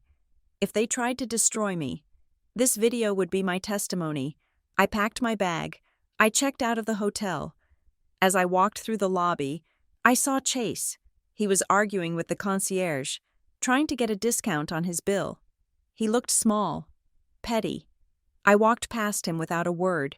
He didn't see me. He was too busy looking at his own reflection in the mirror behind the desk. I got into the taxi. Airport, please, I said. The driver nodded. Going home. Signora? Yes, I said. Going home. I watched the Italian coast fade into the darkness as we drove. I was leaving the romance behind. I was leaving the viral fame behind. I was flying into a hurricane, but this time, I wasn't the debris. I was the storm. The plane touched down at JFK in a gray, weeping drizzle that felt appropriate. I hadn't slept on the flight. I had sat upright in seat 24A, staring at the flight path map, watching the little digital plane inch closer to the disaster I was voluntarily walking back into. As soon as the wheels hit the tarmac, I turned off airplane mode. The phone vibrated in my hand, a continuous, angry buzzing that lasted for a full minute. It felt like holding a live wire. I didn't check Instagram first. I checked my texts. There were 14 from my mother. The first few were pleading, "Please tell me you are not coming. Please just stay there." The later ones were bargaining. "We can wire you $5,000 if you extend your trip. We can pay for a villa in Tuscany." Then came the texts from Melissa. "You are sick. You are trying to ruin my life because you are miserable. If you show up, I will have you arrested. Everyone knows you are a liar now." I swallowed the bile rising in my throat and opened Instagram. The algorithm, which had loved me so fiercely 24 hours ago, had cannibalized me. The narrative had shifted.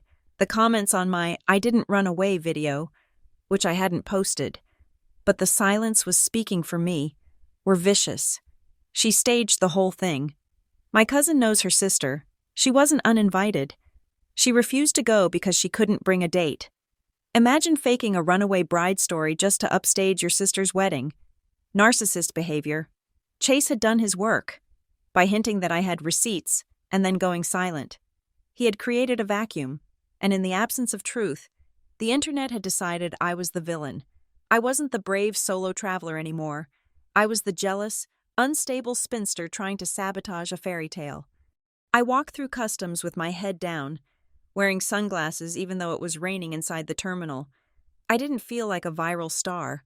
I felt like a fugitive. I didn't go home to my apartment. I took a cab directly to Midtown, to the office of Elena Ross.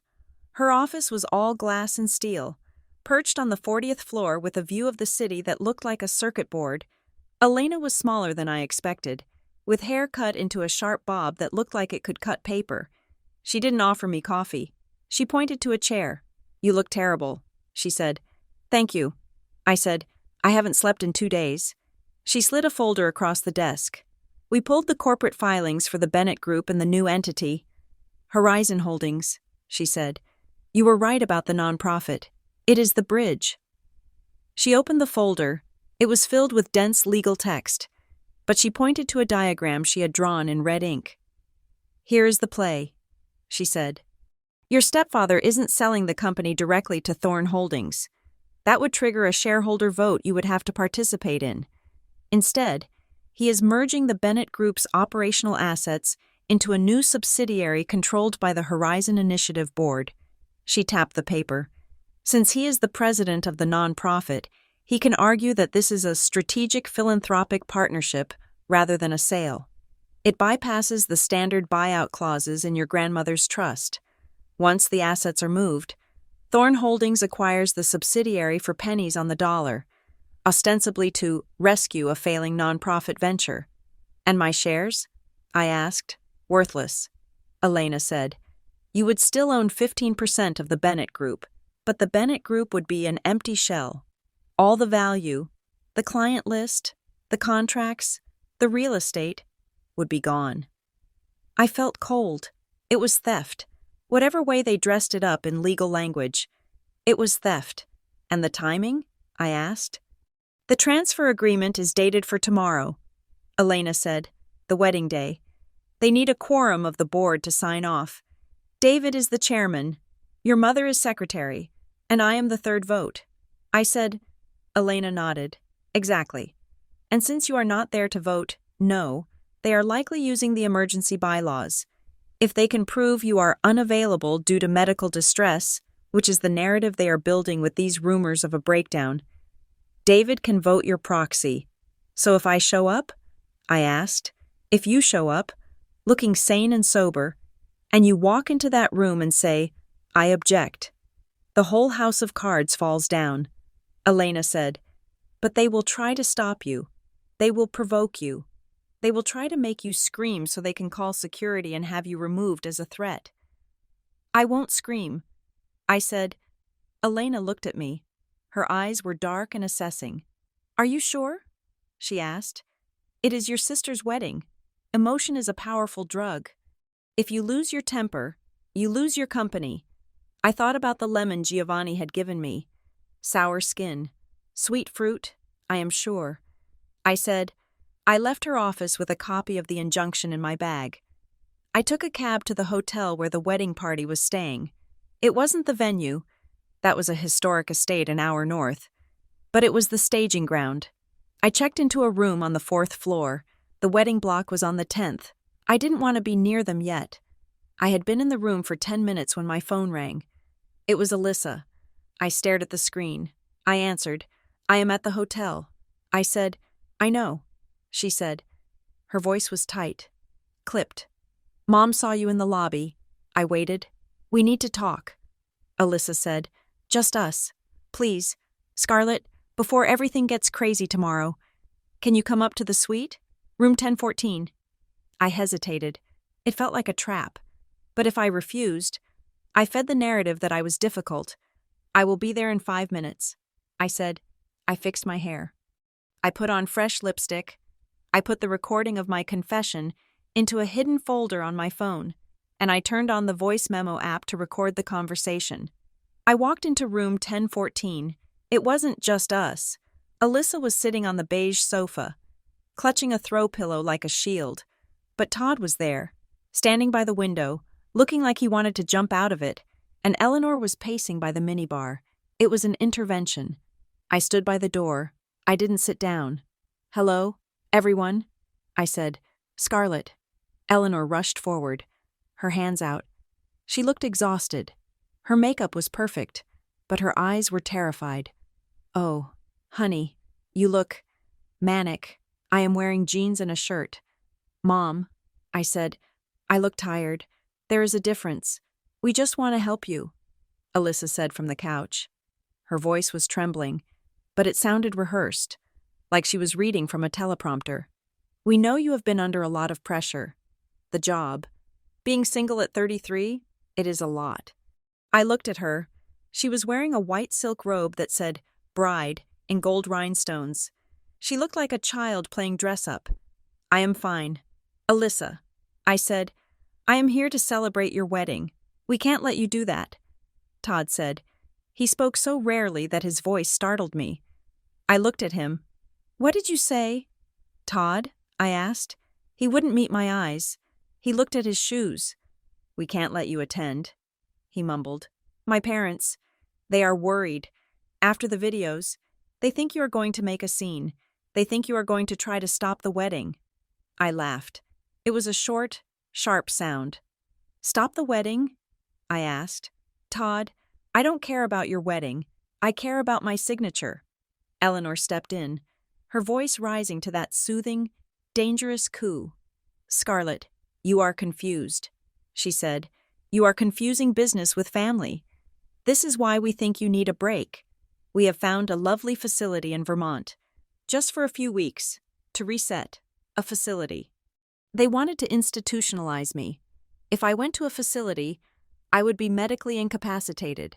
David could sign the papers. I felt a flash of heat in my chest, but I remembered Elena's voice. "If you lose your temper, you lose your company." I took a breath. I reached into my bag and pulled out the folded printout of the email from the venue. I walked over to the coffee table and placed it gently in front of Alyssa. "If I am so unstable," I said, keeping my voice conversational, "why am I still listed as the authorized contact on your lighting contract?" Alyssa looked at the paper. She frowned. "What is this?" she asked. "It is an invoice," I said. "From yesterday. Vows and Vistas sent it to me for approval.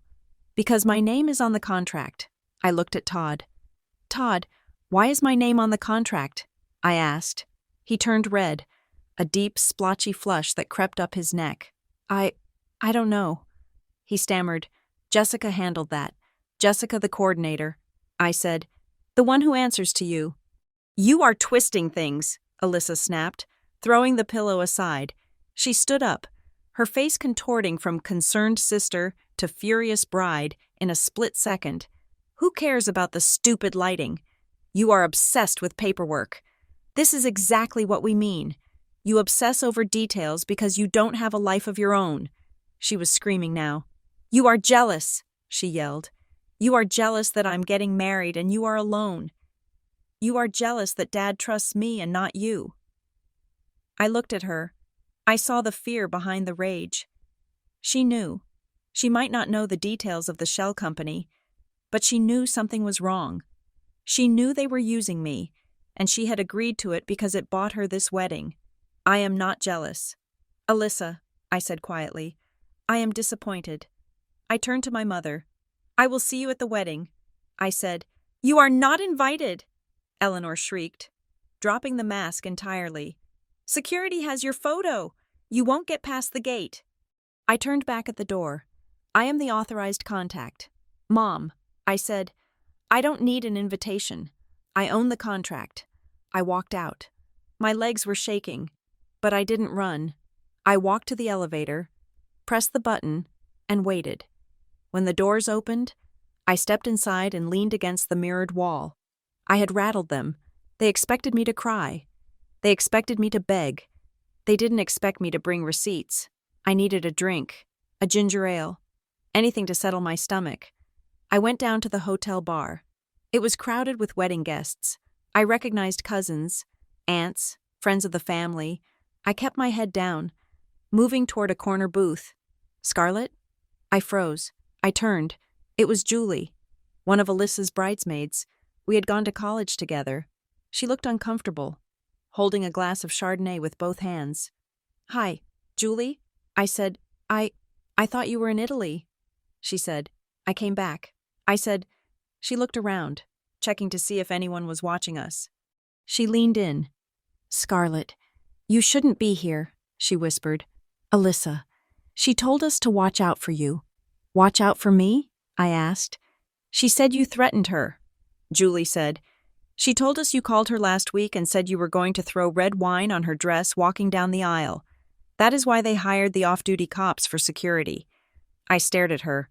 Throw wine on her dress? It was so petty, so melodramatic. It was exactly the kind of lie Alyssa would invent because it was something she would fear.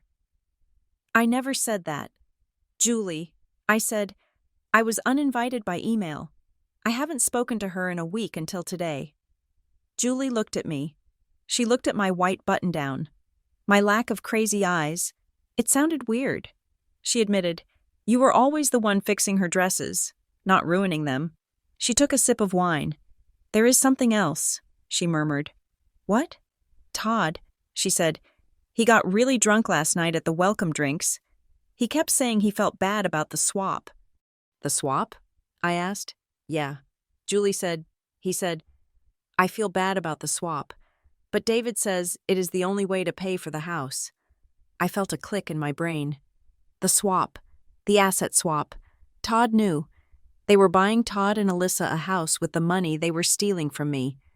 "Thank you, Julie," I said. I left the bar. I couldn't be around them. The air felt toxic. I walked out of the hotel and down the street. There was a small Italian restaurant across from the venue entrance. The venue itself was a grand old bank building that had been converted into an event space. I could see the loading trucks parked out front. I went into the restaurant and sat by the window. I ordered tea. I watched the family members trickle out of the hotel and cross the street for the rehearsal. I saw my mother clutching David's arm. I saw Alyssa marching ahead, phone to her ear. They looked at the restaurant as they passed. I saw my aunt verify it was me in the window. She nudged my uncle. They stared at me like I was a bomb that had been left unattended. I didn't wave. I just watched. Then I saw a flash of blonde hair and a linen suit that didn't belong. Chase. He was standing on the corner, holding his phone up, filming the venue entrance. He was live streaming. I stood up. I threw a $20 bill on the table and ran out. "Chase!" I hissed. He turned. He grinned. "The prodigal daughter returns," he said, keeping the phone aimed at me. "Say hi to the followers. Scarlett, we have 10,000 people watching. Tell them about the groom." I stepped out of the frame. "Put the phone down."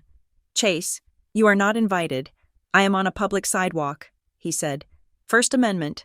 Baby. I am here to cover the event of the season. The runaway bride crashes the wedding. It is poetic." He was going to cause a scene. He was going to provoke security. And when they came out, he would point at me and say I was with him. I walked past him, straight to the venue doors. A security guard, a large man in a black suit, stepped forward. "Can I help you?" "Miss?" he asked. He clearly recognized me from the "Do Not Admit" photo. "I am Scarlett Bennett." I said clearly, "That man on the corner, the one filming, is not with me. He is a member of the press, and he is harassing the family. You might want to move him along before the guests arrive." The guard looked at Chase. He looked at me.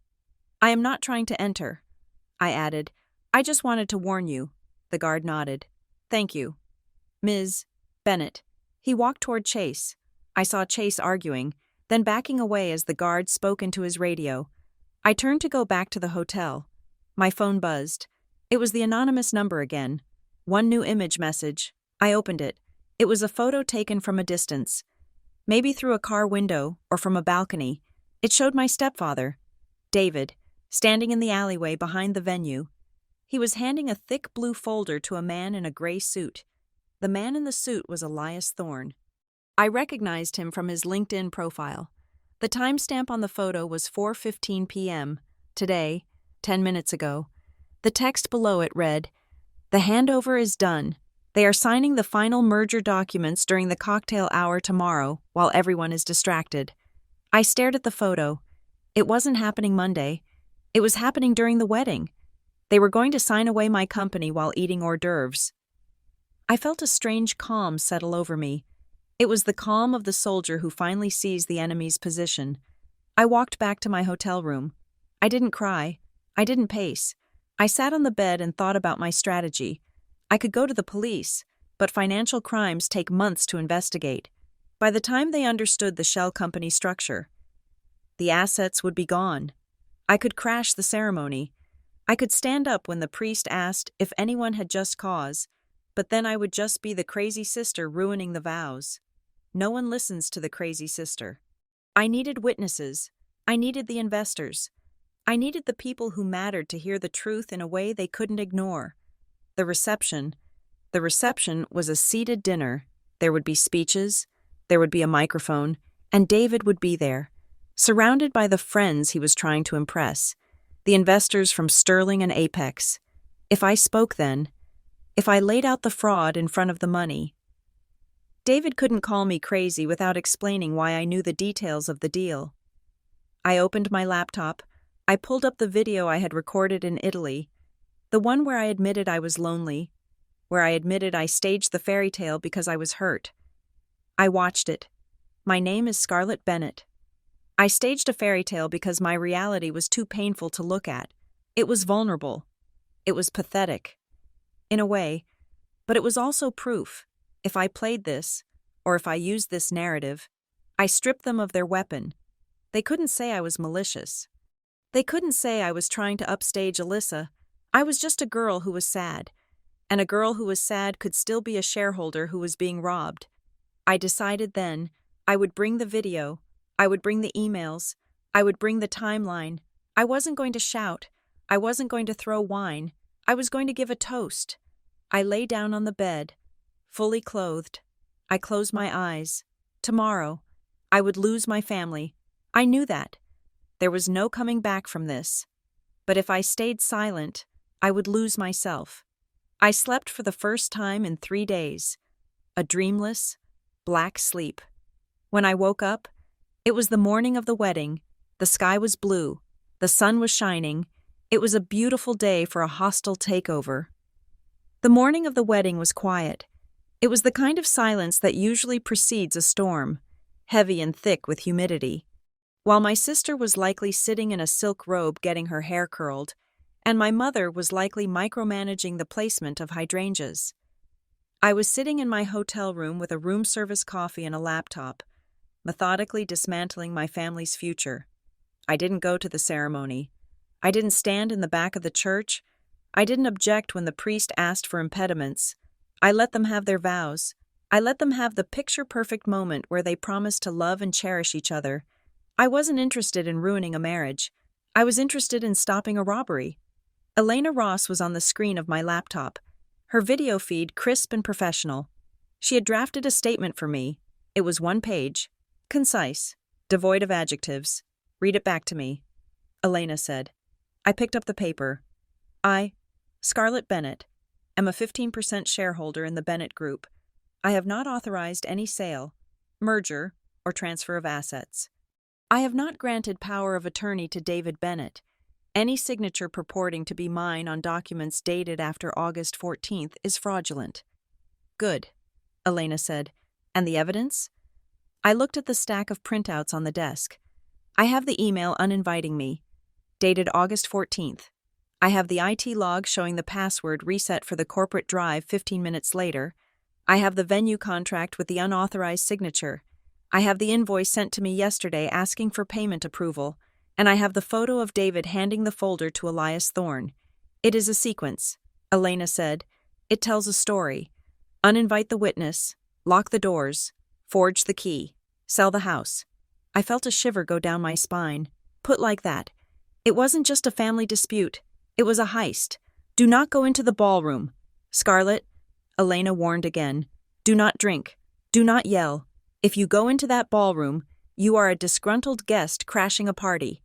If you stay in the lobby or outside, you are a whistleblower standing on public ground. I understand. I said. I closed the laptop. I took a shower. I didn't put on a gown. I didn't put on the champagne silk dress I had worn in Italy. I put on a pair of black trousers and a black blazer. I looked like I was going to a funeral or a deposition. I waited until 6 o'clock. The reception would be in full swing. The cocktail hour was over. The guests would be seated for dinner. The speeches would be starting. David would be holding court at the head table, flanked by the investors from Sterling and Apex, playing the role of the benevolent patriarch. It was time. I took a cab to the venue. The old bank building looked imposing in the twilight, lit up with uplights that turned the stone columns pink. I could hear the bass of the music thumping through the walls. I walked up the steps.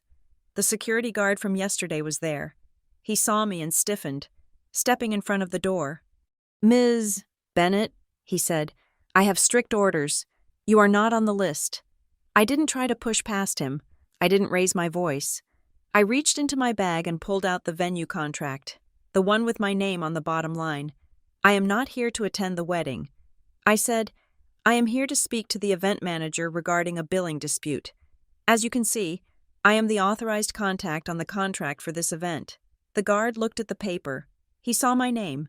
He saw the title. Authorized contact. He hesitated. He was paid to keep crashers out. But he was also paid to follow the instructions of the client. And according to the paper in his hand, I was the client. "I need to see the manager."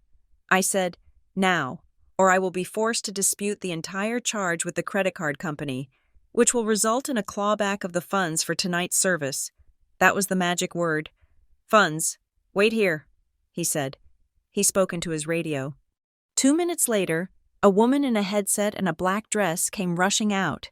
She looked harried. "I am the event manager," she said. "What is this about a dispute?" "We are in the middle of dinner service." I handed her the contract copy and the invoice from yesterday. "My name is Scarlett Bennett." I said, "You sent me this invoice yesterday asking for approval for the lighting rig. I did not approve it. Furthermore, I did not sign this contract. My name has been used to secure services without my consent." She looked at the documents. She looked at me. "But, Mr. Bennett said you were handling the logistics but were unable to attend due to illness." She said. I spread my arms. "Do I look ill?" She stared at me. I looked calm. I looked serious. I looked like a liability. "I need to clarify who is authorized to sign for this event." I said, "Because if my name is on the bill, I have a right to be here. If I am not allowed to be here, then you are charging a fraudulent account, and I will call the police to report identity theft." She paled. "Please, come into the lobby," she said. "We can discuss this in the office." She led me past the security guard. I stepped into the lobby. It was cool and quiet, separated from the ballroom by heavy double doors. I could hear the muffled sound of a microphone. Someone was giving a toast. I didn't go to the office. I stopped in the middle of the lobby, right under the crystal chandelier. "I am not going to a back room." I said, "I will wait here while you get David Bennett. But the father of the bride is giving a speech." She whispered, "Then wait until he is done." I said, "But tell him I am here, and tell him I have the contract." She hurried away. I stood there, clutching my bag. My heart was hammering against my ribs like a trapped bird, but I kept my face smooth. 5 minutes passed. The doors to the ballroom opened. David came out. He wasn't smiling. His face was a mask of red fury. He was wearing a tuxedo that looked expensive and tight. He marched up to me, closing the distance until I could smell the scotch on his breath. "You sick little bitch," he hissed. I didn't flinch. I had expected this. "Hello, David," I said. "Get out," he said, his voice a low growl. "You are ruining your sister's night. You are embarrassing us in front of everyone. I am not inside." "David," I said, "I am in the lobby. I am just clearing up a paperwork error." He grabbed my arm. His fingers dug into my bicep. "I know what you are doing," he spat. "You want money? Is that it? You want a payout? I will write you a check. Just leave. Go back to Italy. Go to hell. I don't care." I looked at his hand on my arm. "Let go of me," I said. He squeezed harder. You are unstable. Scarlett, everyone knows it. If you make a scene, I will have you committed. I have the papers drafted. There it was. The threat. The confirmation. I pulled my arm free. I took a step back. I am not the one making a scene. David, I said, I am just the one holding the receipts. I turned and walked away from him, not toward the exit, but toward the glass doors that led to the front terrace. Where are you going? He demanded. I am going to tell my side of the story. I said. I walked outside. The night air hit me. The security guard watched me. A few smokers were standing near the pillars. Chase, the content creator, was still on the corner, arguing with a parking valet. I ignored them all. I walked to a spot where the light from the lobby spilled onto the stone pavers. I had a clear background. I took out my phone. I opened Instagram. I hit live. I didn't wait for the numbers to climb. I started speaking immediately. My name is Scarlett Bennett. I said. I looked directly into the camera lens. For the last week, you have known me as the runaway bride. You have watched me travel through Italy alone. You have called me an icon. You have called me a liar. You have debated whether I was a hero or a narcissist. I took a breath. I need to tell you the truth. I saw the viewer count jump. 500, 1,000, 5,000. The notification must have gone out. Scarlett Bennett is live. I didn't run away from a wedding. I said, I was uninvited. I held up the printout of the email. This is the email I received 10 days ago from my sister's coordinator. It says my attendance is no longer possible. I dropped the paper. It fluttered to the ground. I went to Italy because I was heartbroken. I admitted. I hired a photographer because I wanted to feel seen. I let you believe I was a bride because, for a few days, it felt better to be a character in a story than a daughter who had been erased. My voice wavered slightly, but I steadied it. But that is not why I am here tonight, outside the venue. I held up the second document, the IT log. I am here because 15 minutes after I was uninvited, my access to my family business accounts was revoked. I held up the third document, the contract with the fake signature. I am here because my name was used to sign contracts I never saw. I held up the photo of David and Elias Thorne, and I am here because right now, inside this building, my stepfather is finalizing the sale of a company I owned 15% of, using a fraudulent power of attorney that claims I am mentally incompetent. The comments were scrolling so fast they were a blur. OMG. Receipts. She brought the receipts. Wait, is this real? Fraud. That is fraud. I looked at the camera. I am not manic. I said, I am not having a breakdown. I am a shareholder. And I am objecting to the sale. I saw movement in my peripheral vision. The smokers near the pillar had stopped talking. They were watching me. One of them was holding up his phone, filming me from a different angle. Inside the lobby, the event manager was staring through the glass. David was nowhere to be seen. He had gone back inside, probably to try to control the damage, but the damage was leaking out. I saw the heavy doors open. A group of young women, guests, walked out. They were holding their phones. They looked at their screens, then at me, then back at their screens. It is her, one whispered. She is live right now. They didn't come over to yell at me. They stood there, witnessing. Then more people came out, cousins I hadn't seen in years, a man I recognized as an associate of Elias Thorne. The story was breaching the containment of the ballroom. The notifications were pinging on phones inside the pockets of tuxedos and inside beaded clutch bags. Scarlett Bennett is live. I kept talking. I read the dates. I read the amounts. I explained the structure of the nonprofit. I explained how the community partner clause in the wedding contract was a funnel for the asset transfer. I wasn't emotional. I was clinical. I was a forensic accountant dissecting a corpse. Suddenly, the doors flew open with a bang. Alyssa stormed out. She was wearing a second dress, a sleek, white satin gown meant for dancing, but she wasn't dancing. She was running. "Scarlett!" she screamed. The crowd of guests parted. Chase, who had snuck closer, raised his phone high to capture the shot. Alyssa marched up to me. Her face was streaked with tears. "Stop it!" she yelled. "Stop it right now. You are ruining everything." I didn't turn off the live stream. I just lowered the phone slightly. "I am not doing anything to you. Alyssa," I said, "I am standing on the sidewalk. You are humiliating us," she shrieked. "You are telling lies to the whole world. Why do you always have to be the victim? Why do you always need the attention?"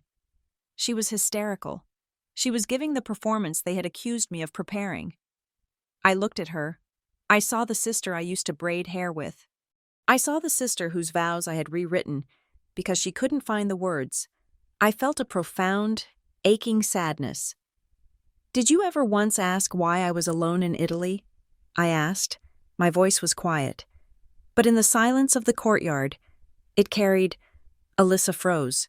Her mouth opened, but no sound came out. "Did you?" I asked again. "Did you call me to ask if I was okay? Did you ask if I was lonely? Or did you just call to tell me to delete the app?" Alyssa stared at me. Her eyes darted to the guests watching us. She realized, in that moment, that she wasn't the victim. She was the villain in a story she hadn't realized was being told. She stammered. Then the doors opened again. Todd's parents walked out. His mother looked horrified. His father looked furious. They were followed by David, who was trying to steer them back inside, his hand on the father's shoulder. "Bob, please. It is just a misunderstanding," David was saying. "A family squabble." "Misunderstanding?" Todd's father barked. He pulled away from David. "My niece just showed me a video of your stepdaughter accusing you of embezzlement." "David, is that true?" David looked at me. His eyes were murderous. "She is sick, Bob," David said. "She is off her meds." I stepped forward. I held up the phone. "Still live. I am not on meds." "David," I said, "but I do have the wire transfer request you authorized yesterday. Would you like me to show it to Bob?" David lunged, but the security guard, the one I had warned about Chase, stepped in. He put a large hand on David's chest. "Sir, calm down," the guard said. David stopped, panting. The event manager stepped forward. She looked terrified, but she had a job to do. "Mr. Bennett," she said, her voice high and tight, "I am sorry, but given the dispute regarding the authorized signer on the contract and the allegations, corporate has instructed me to pause the open bar tab until we can verify the payment method is valid." The silence that followed was absolute. The bar was closed. At a wedding, it was a small thing, but it was the death knell. It signaled to everyone, the investors, the in-laws, the guests, that the money wasn't real, that the control wasn't real. Todd's mother let out a sob. "This is a circus," she wailed. Todd walked out then. He looked at Alyssa. He looked at me. He looked at his parents. He didn't go to Alyssa. He went to his mother. "I am sorry." "Mom," he whispered. Alyssa stood alone in her white dress, watching her husband choose his mother over her. I looked at the phone in my hand.